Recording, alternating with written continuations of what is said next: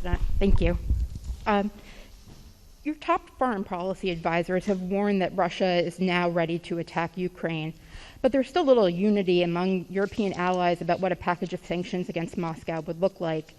If the US and NATO aren't willing to put troops on the line to defend Ukraine and American allies can't agree on a sanctions package, hasn't the US and the West lost nearly all of its leverage over Vladimir Putin? And given how ineffective sanctions have been in deterring Putin in the past, why should the threat of new sanctions give him pause? Well, because he's never seen sanctions like the ones I promised will be imposed if he moves, number one. Number two, we're in a situation where Vladimir Putin is about to, we've had very frank discussions, Vladimir Putin and I, and the idea that NATO is not going to be united, I don't buy. I've spoken to every major NATO leader. We've had the NATO-Russian summit. We've had the OSCE has met, et cetera.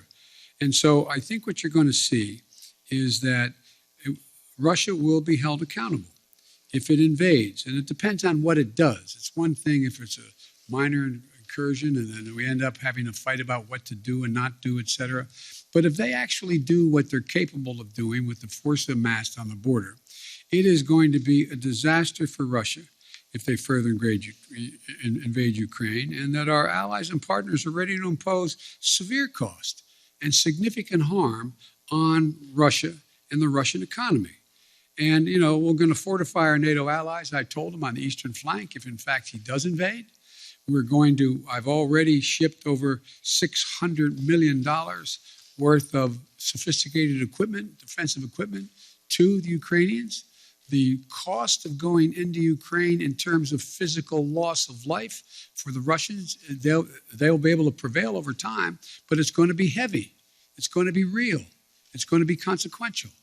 In addition to that, Putin has a stark choice. Either de-escalation or diplomacy, a confrontation of the consequences. And look, I think you're going to see, for example, everybody talks about how Russia has control over the energy supply that Europe absorbs.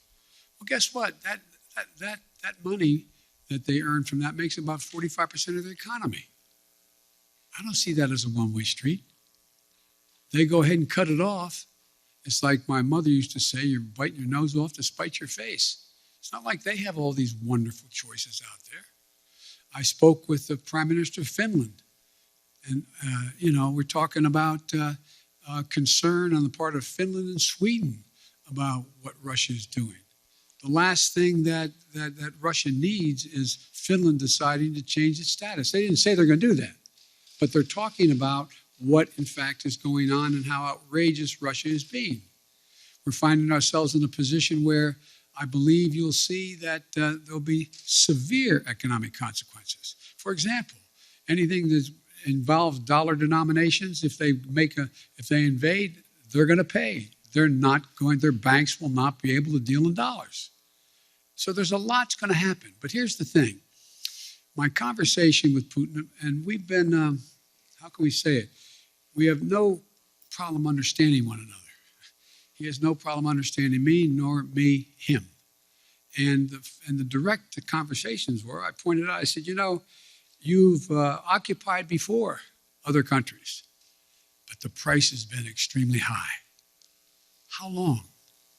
You can go in and over time, at great loss and economic loss, go in and occupy Ukraine. But how many years? 1, 3, 5, 10? What is that going to take? What toll does that take? It's real. It's consequential. So this is not all just a cakewalk for Russia. Militarily, they have overwhelming superiority as it relates to Ukraine. But they'll pay a stiff price immediately, near term, medium term, and long term if they do it. I'm